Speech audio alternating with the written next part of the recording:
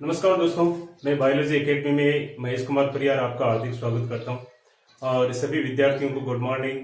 और आपने देखा पिछले वीडियो में राजस्थान माध्यमिक शिक्षा बोर्ड की कक्षा 12 के बायोलॉजी के चैप्टर नंबर 3 का हम स्टडी कर रहे हैं और इसी चैप्टर को हम आगे बढ़ा रहे हैं। अगला नेक्स्ट जो वीडियो हमारा ये आ रहा है, इसमें आपके हम पढ़ेंगे टॉपिक है, छोटे छोटे टॉपिक इसमें है। पर परागण की जो विधियां है, मेथड्स ऑफ पॉलिनेशन, इनके बारे में हम डिटेल से स्टडी करेंगे। तो पर परागण की विधियां क्या है, क्रॉस पॉलिनेशन के बारे में, इसके बारे में आपने पहले से पिछले वीडियो के अंदर आपने स्टडी किया था। और इसी प्रकार जो आगे पर परागण की अनुकूलन भी आपने इसमें पढ़े थे, स्व परागण पढ़े थे आपने पिछले वीडियो के अंदर।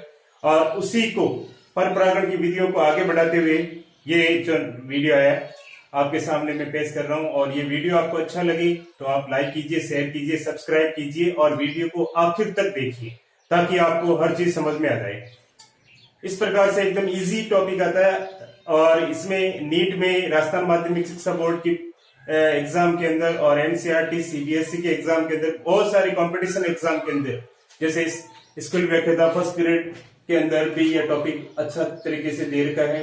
तो बायोलॉजी की 11th और 12th दोनों बुक, राजस्थान माध्यमिक शिक्षा बोर्ड की जो दोनों बुक है, ये स्कूल व्याख्याता के एग्जाम के अंदर पूरी सम्मिलित की गई है। इसलिए आप इस वीडियो को आखिर तक देखें और इसको शॉर्ट नोट बना करके याद कीजिए ताकि आगामी एग्जाम के अंदर आपको मनोवांछित सफलता प्राप्त हो सके।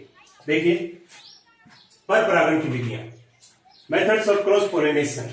तो पहली विधि, आप जब पर परागण की जनरली वायु के द्वारा सबसे पहले एनिमोफिली यानी अगर परागण की क्रिया किसके द्वारा हो, वायु के द्वारा संपन्न हो। अगर बाई चांस परागण बहुत ही हल्के हो, वजन में बहुत ही हल्के हो, जिसकी वजह से जैसे तेज हवाएं जैसी चलती है, उन हवाओं के माध्यम से परागकणों का स्थानांतरण वर्तिकाग्र की सतह के ऊपर हो जाता है, तो वो जो घटना होती है उसे हम क्या कहते हैं, वायु परागण, एनिमोफिली कहते हैं।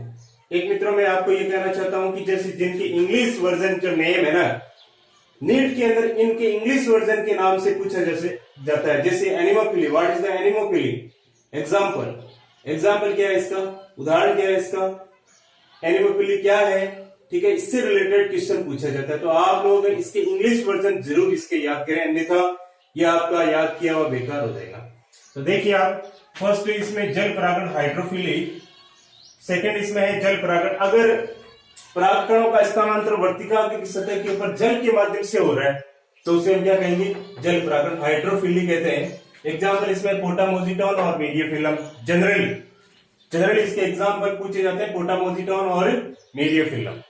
तो आप देखिए, जल परागण की प्रक्रिया यहाँ पे दो प्रकार की है। एक तो अधोजल परागण हाइड्रोफिली और हाइपोहाइड्रोफिली, और दूसरा है अधिजल परागण एपिहाइड्रोफिली। तो ये दो जो वर्ड आ रहे हैं इनको याद रखना आपने। अधोजल परागण क्या है, देखो, अगर परागण की क्रिया, ये आपके सामने जो तालाब है, नदी है या जो झील है, इस झील के अंदर जैसे ये कोई पेड़ पौधे उगे हुए हैं इस प्रकार से, अगर इन पौधों के अंदर परागण की क्रिया हो रही है, जल के भीतर ही हो रही है, अंदर के साइड में परागण है ना, स्थानांतरित हो रहे हैं, वर्तिकाग्र की सतह के ऊपर स्थानांतरित हो रहे हैं और जल के भीतर ही हो रहे हैं सारी प्रक्रियाएं। तो ये जो परागण की क्रिया है वो क्या कहलाती है, अधोजल परागण, यानी जल के भीतर की प्रक्रिया हो रही है, बाहर नहीं आ रही है, सतह पे नहीं आ रही है। तो इस प्रकार का उदाहरण इसमें आप देखें कि अधोजल परागण की जोस्पेरा और नाजास के अंदर, जोस्पेरा और नाजास जो प्लांट है, ये एक्वाटिक प्लांट है। एक्वाटिक प्लांट के अंदर इस प्रकार का प्रोसेस कंप्लीट होता है। सेकंड आपके सामने है अधिजल परागण या एपहाइड्रोफिली।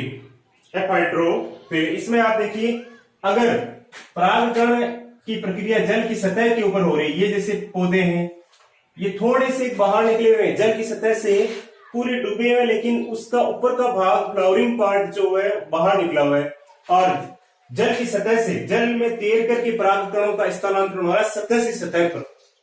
वर्तिकाग्र की सतह पर परागकण जल में तैरते हुए ऊपरी सतह के ऊपर आकर के स्थानांतरित होते हैं। तो ये जो प्रोसेस होता है उसे हम क्या कहते हैं, अधिजल परागण। तो इसकी एग्जाम्पल आप वेलिस्नेरिया, वेलिस्नेरिया एक एक्वाटिक प्लांट है। वेलिस्नेरिया को आप देख सकते हैं आसानी से इस प्रकार का प्लांट होता है। इसमें परागकणों का स्थानांतरण जल की भीतरी सतह में न होकर के ऊपरी सतह के द्वारा पानी की बहते हुए प्रभाव के द्वारा ये प्रक्रिया संपन्न होती है परागण की। तो इस प्रकार की प्रोसेस को हम कहते हैं अधिजल परागण। सेकंड थर्ड के कीट परागण, एंटमोफिली, एंटमोफिली कीट परागण। तो देखो आपने कीटों के द्वारा तो परागण की क्रिया आप बहुत सारे पादपों में पढ़ रहे हैं। जनरली 80% प्लांट जितने भी होते हैं, 80% पादप, उन 80% पादपों के अंदर हम ये देख सकते हैं कि 80% पादपों के अंदर मधुमक्खी है, कीट है, पतंगे हैं, बीटल है, इनके माध्यम से परागण की क्रिया संपन्न होती है।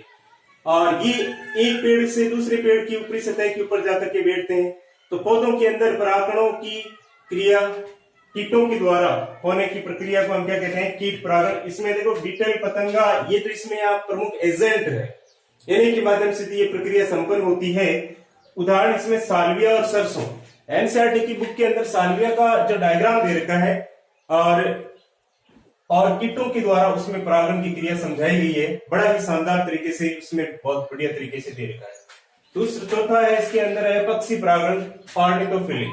ऑर्निथोफिली पक्षी परागण, देखिए पक्षियों के द्वारा भी परागण की क्रिया संपन्न होती है। जो उष्णकटिबंधीय पौधे हैं, उष्णकटिबंधीय पौधे जैसे तंबाकू है, कैलिस्ट्रोमोन है, इन पौधों के अंदर पक्षियों के द्वारा परागण की क्रिया संपन्न होती है, क्योंकि ये ज्यादा गर्मी के अंदर पाए जाते हैं और गर्मी में ज्यादातर पक्षी ठंडक प्राप्त करने के लिए, अपने क्लाइमेट को ठंडा करने के लिए, अपने चारों तरफ के एनवायरनमेंट को ठंडा करने के लिए पक्षी पेड़ पौधों की इन सतहों के ऊपर जाकर के बैठते हैं, जिसकी वजह से पंखों पर उनके परागकण लग जाते हैं और एक प्लांट से दूसरे प्लांट की सरफेस के ऊपर जब पहुंचते हैं तो वर्तिकाग्र पर परागकणों का स्थानांतरण कर देते हैं। इसकी वजह से ये प्रोसेस क्या कहलाता है? पक्षी परागण या ऑर्निथोफिली।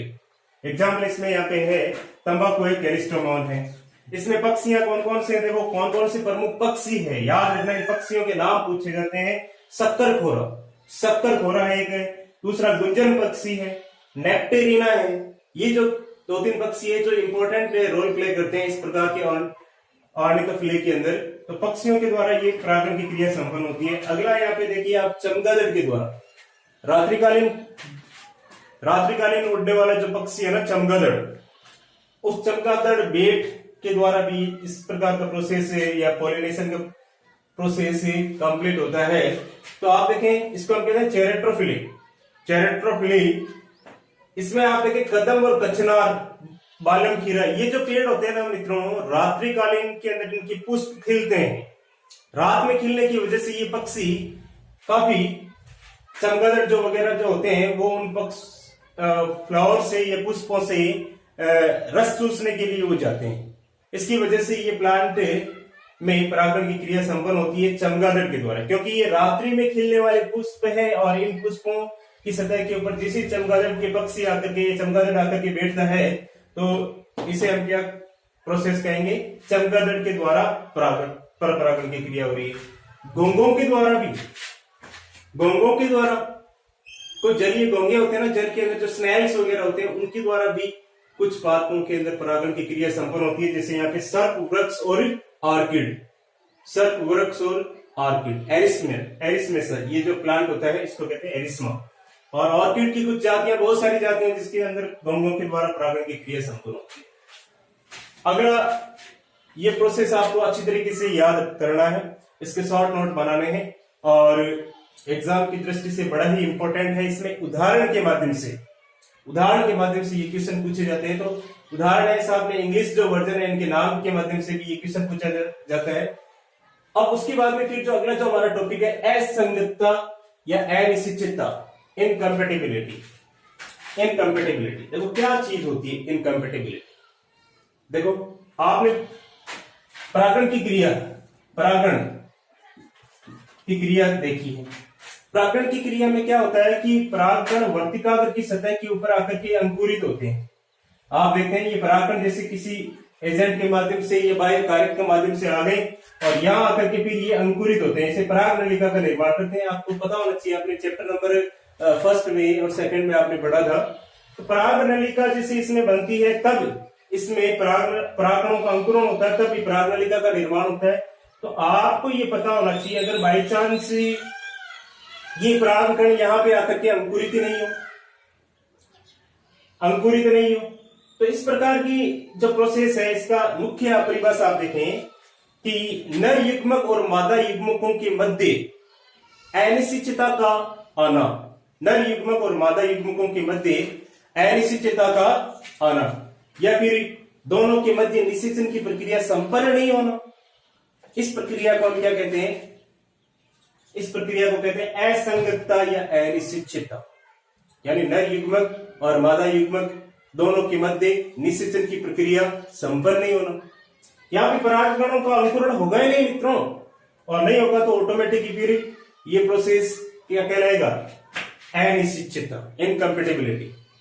तो ये आप देखें कि अलग अलग प्रकार की पक्षियों के साथ या जल के माध्यम से, वायु के माध्यम से वर्तिका गति सतह पर बहुत सारी प्रजातियों के परागकण आ जाते हैं, तो वो अंकुरित नहीं हो पाते, और अंकुरित नहीं हो पाएंगे तो automatically male and female gamete का फ्यूजन नहीं हो पाएगा, फर्टिलाइजेशन नहीं हो पाएगा, तो ऑटोमेटिक ये प्रोसेस यहीं पे आकर के रुक जाएगा।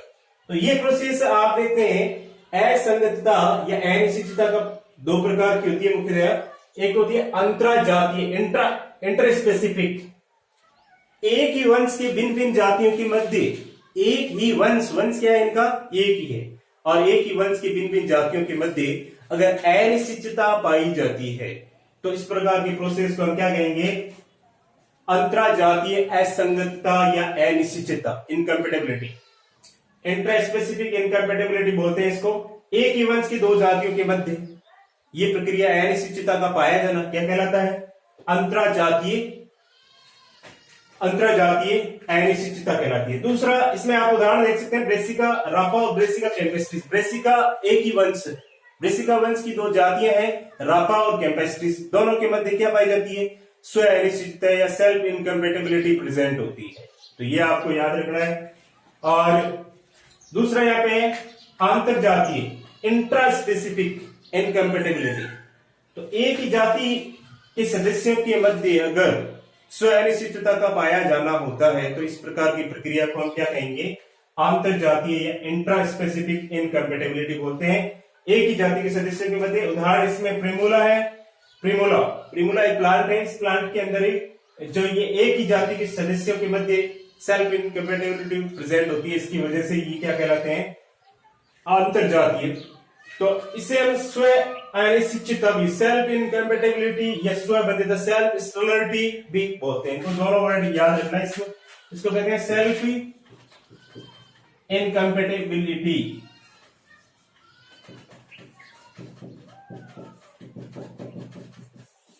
और इसको कहते हैं सेल्फ स्टेरिलिटी, सेल्फ स्टेरिलिटी। तो मित्रों, ये आपको मैं आशा करता हूं कि आपको ये वीडियो अच्छा लगा हो और ये आपको समझ में आया हो अच्छी तरीके से। और जैसा आपको अच्छा लगे उसी प्रकार आप अपने कमेंट्स इस कमेंट्स बॉक्स के अंदर रखिए, और आगामी वीडियो जल्द ही आप लेकर आपके सामने में हाजिर होऊंगा। जय हिंद, जय भारत।